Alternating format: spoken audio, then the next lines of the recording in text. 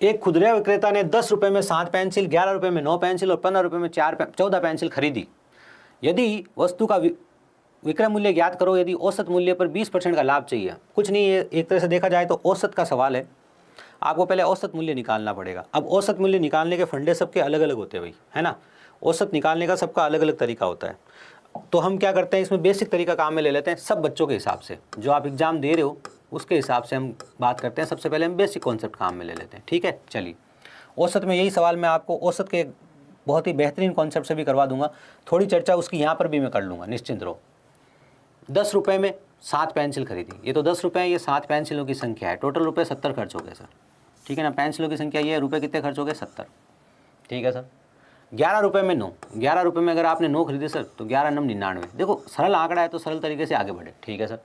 15 रुपये में 14, 15 रुपये में आपने 14 वस्तुएं खरीदी, तो 15 × 14 कर लो सर। 15 × 14 किया तो 15 चौके 60, 196, 196, 4 210, 15 चौके 60, 6 15 एकम 15 और 6 21, ठीक है ना। बिल्कुल सर, ये अपने रुपए खर्च हुए हैं सर टोटल, और ये हमने सामान खरीदा है टोटल। बात को ध्यान से सुनना।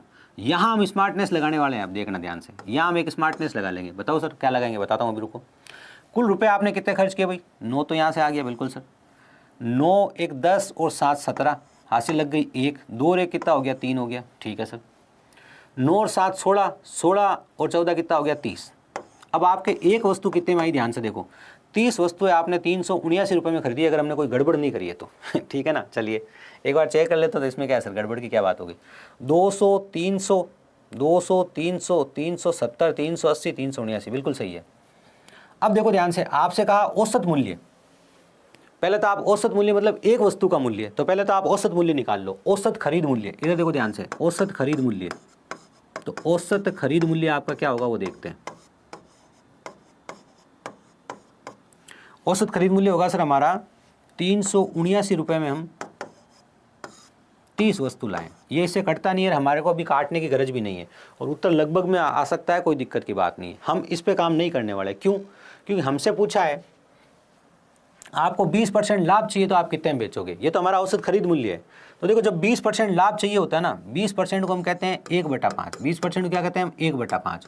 और जब 1/5 का लाभ चाहिए होता है तो वस्तु को हम उसकी मूल कीमत के 6/5 पे बेचते हैं, क्योंकि 1/5 का लाभ हो जाता है। तो आपका जो आंसर है, आपका जो SP है, एक वस्तु का आपका खरीद मूल्य 379/30 है, ठीक है ना। और विक्रय मूल्य निकालने के लिए आप इसे 6/5 से गुणा कर दोगे। ये लो सीधा, इस पे आपको डायरेक्ट काम करना था एग्जाम के दृष्टिकोण से। अब आप एग्जाम के दृष्टिकोण से इस पे डायरेक्ट काम करते तो ज़्यादा गणना भारी नहीं थी। क्यों नहीं थी?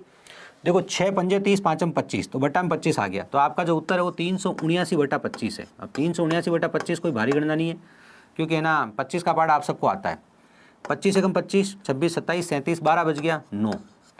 25 पंजे 125, 25 पंजे 125 आपने लिखा तो आपका बच गया कितना, 4, ठीक है। आपने पॉइंट लगाया 0, 25 एकम 25 आ गया वापस, 25 एकम 25 आ गया, कितना बच गया 15, 25 संग 150, तो 15 रुपये 16 पैसे एग्जैक्ट उत्तर आ गया आपका। ये काम आपको इस सवाल में करना था, और हमने बेसिक कॉन्सेप्ट फॉलो किया है। औसत निकालने के लिए, केवल औसत निकालने के लिए हम क्या कर सकते हैं, यहाँ पर एक और कॉन्सेप्ट फॉलो कर सकते हैं, लेकिन मैंने कहा वो हम औसत से सीखेंगे, ठीक है। यहाँ आपको यही कॉन्सेप्ट फॉलो करना चाहिए, और बहुत सिंपल कॉन्सेप्ट है। आपने देखा, यहाँ हमने एक जोड़ करी, यहाँ हमने कोई गणना नहीं करी। जो बच्चा यहाँ गणना नहीं करेगा वो मास्टर निकलेगा, वो आपका एक मास्टर स्ट्रोक है इसमें, है ना, कि यहाँ गणना नहीं करनी है, गणना यहाँ करनी है, लास्ट स्टेप पे गणना करनी है। और ऐसा हर बार सोचने की कोशिश करनी है कि अगर पॉइंटों वाली गणना नहीं आ रही है बीच में, तो मास्टर स्ट्रोक वही होगा कि आप लास्ट स्टेप पे गणना करें। चलिए सर एक सवाल की बात करें।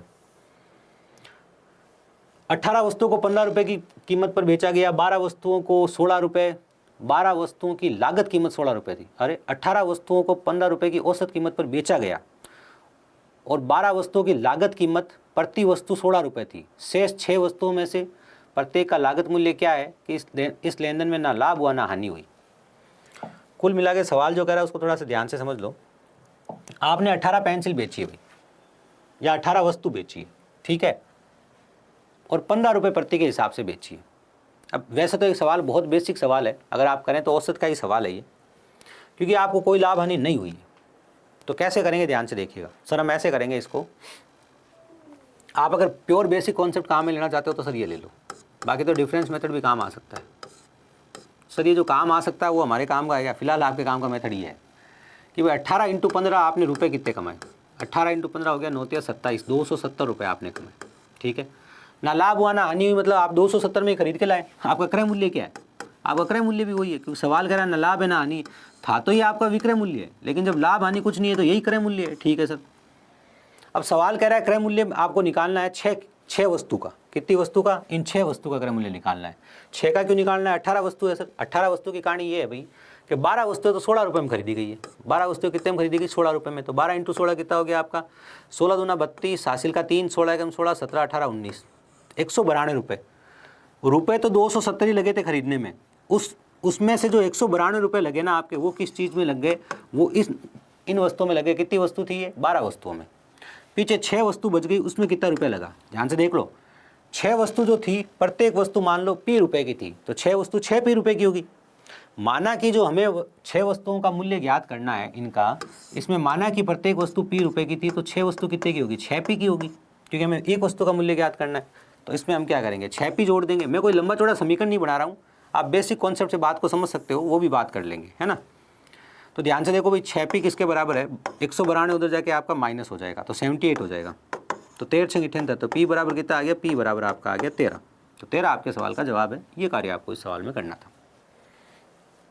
अब अगर आप डायरेक्ट इस सवाल को करना चाहें तो ध्यान से देखो, 18 इंटू 15 करोगे 9 या 27, 270 रुपये आ गए। सर 270 रुपये का माल खरीदा गया है, बिल्कुल। उसमें से क्या हो गया सर? 12 इंटू 16 करोगे 16 दूना 32 और 16 एकम 16, 17, 18, 19, 192 रुपये निकल गए। पीछे कितने बच गए सर? 78 रुपये बच गए। 78 में कितनी वस्तु लाए हो? 6। एक वस्तु कितने की? 13 रुपये की। तो आपको सिर्फ इतना ही काम करना है। मैंने जो लंबी चौड़ी बातें लिखी वो समझाने के हिसाब से लिखी है, ठीक है।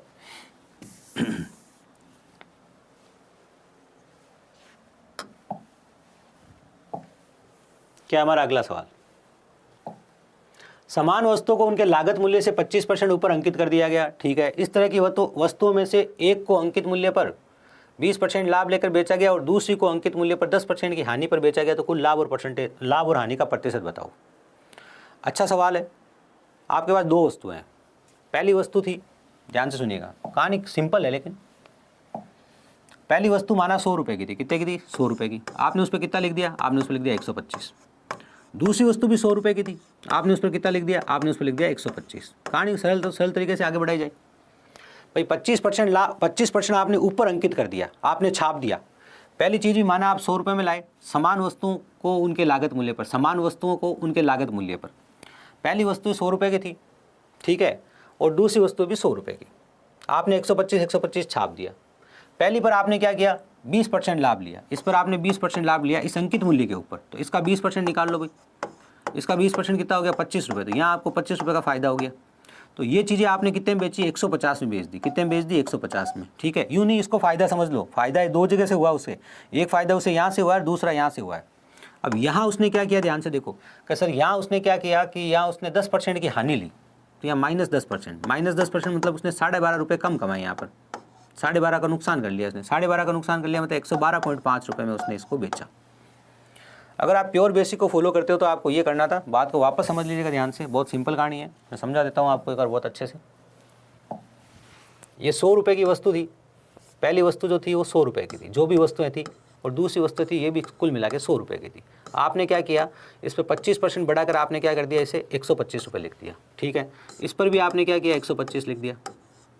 ग्राहक आया, आपने यहाँ 20% का फ़ायदा लिया, तो +20% कर दिया आपने। तो +20% कितना हो गया? +25 हो गया। तो +25 हो गया मतलब ये कितने की चीज़ हो गई? ये 150 रुपये की चीज़ हो गई। ठीक है ना। यहाँ पर आपने क्या कर दिया? यहाँ आपने 10% का नुकसान कर दिया। तो 10% कितना हो गया? 12.5 का नुकसान। कितने का नुकसान? 12.5 का नुकसान। तो ये आपने कितने में बेच दी? 112.5 में बेच दी। अब तो आप कुल मिला के बस ये पता कर लीजिए आपने कितने में बेचा है। 150, 250 और 262.5 रुपये में। कितने बेचा है? 262.5 रुपये में। खरीद के कितने लाए थे? 200 रुपये में। भाई 200 रुपये में खरीद के लाए, 262.5 में बेच दिया, तो 62.5 रुपये का फ़ायदा हो गया आपको। कितने के ऊपर? 200 के ऊपर, है ना। तो 100 पे कितना होगा? आपको परसेंटेज निकालना है। तो 2 0 से 2 0 कट गया, इसका आधा कर लिया, इसका आधा किया तो 31.25%। कितना आ गया? 31.25%। ये आपके सवाल का जवाब आ गया। ठीक है, चलिए अब कुछ बच्चे मान लो और होशियार है और कोई तरीके लगाना चाहते हैं, थोड़ी सी कैलकुलेशन को सॉर्ट कर सकते थे वो। क्या देखो 100 रुपये की चीज़ 125 की हुई तो 25 का फ़ायदा तो वहाँ दिख रहा है, 125 का अगर 20% कितना हो गया, 125 का 20% 12.5, 12.5 25 हो गया, 150 की चीज़ हो गई है। तो पहली चीज़ 100 रुपये की थी, 150 की हो गई, मन में कर सकते थे। यहाँ आपने 125 लिखा, यहाँ आपने 125 लिखा, 125 लिखने के बाद क्या हुआ इस पर ध्यान से देखो, 125 लिखने के बाद 12.5 कम हो गया वापस, तो 12.5 इसमें से वापस कम कर लिया आपने, तो 12.5, तो 50 और 12.5 62 का फ़ायदा हुआ। तो ऐसे आप सोच सकते हो, सोचने के कई तरीके हो सकते हैं, है ना। कोई बच्चा ये भी कर सकता था, सर मैं तो ऐसे करूँगा। तो 25% को क्या बोलते हैं, 25% को बोलते हैं 1/4, 25% को 1/4 बोलते हैं, बिल्कुल सर। तो इसका मतलब 4 रुपये की चीज़ पे 5 रुपये लिखा गया। और अगर आप इसे 40 समझ लेते हो, क्या समझ लेते हो, 40, और इसे भी 40, 25% मतलब कितना हो गया, अभी आपने सीखा है। देखो अगर ये 40 होगा तो 10 होगा ना, तो आपने 50 रुपये छाप दिया इसके ऊपर, कितना छाप दिया, 50। इस पर भी आपने कितना छाप दिया, 50 छाप दिया, ठीक है। इसको आपने क्या कर दिया, 20% के लाभ पर बेचा, तो 50 का 20% कितना हो गया, 50 का 20% 10 हो गया, तो आपने टोटल इसे 60 में बेच दिया। इसे आपने 10% के लॉस पे बेचा, तो इसका 10% कितना हो गया, 5 हो गया, तो आपने इसे कितने में बेच दिया, 45 में। टोटल माल कितने में बिका, 105 में, और लाए कितने में आप, 80 में। हाँ, कुल मिला के क्या किया आपने, 80 रुपये के माल को 105 में बेचा है। अगर आप चाहें तो यहाँ सरल अनुपात निकाल सकते हो, ये CP है SP है। अगर सरल अनुपात निकालते हो 16 से कटेगा ये 5 से, और ये 21 से कटेगा, तो 16 और 5 21, है ना, यही बात हुई भाई, 16 और 5 21, तो 5/16 × 100 का फ़ायदा है, ठीक है। आप और काटना चाहे तो और काट लीजिए, ये 4 बार और ये 25 बार कट जाएगा, 125/4 आ जाएगा। 125/4 को आप हल कर लीजिए, आपका 31.25 आ जाएगा। तो आप ऐसे भी निकाल सकते थे, ठीक है ना। तो ये सिंपल कार्य था। अब किसी के दिमाग में है ना कि भाई नहीं सर मेरे को तो ऐसे करना है, मैं तो इस पर ही काम करता हूँ हमेशा, मैं तो हमेशा ही 25% को 1/4 लिखता हूँ, मैं और कोई कॉन्सेप्ट फॉलो ही नहीं करता, तो वो ऐसे कर सकता है ना।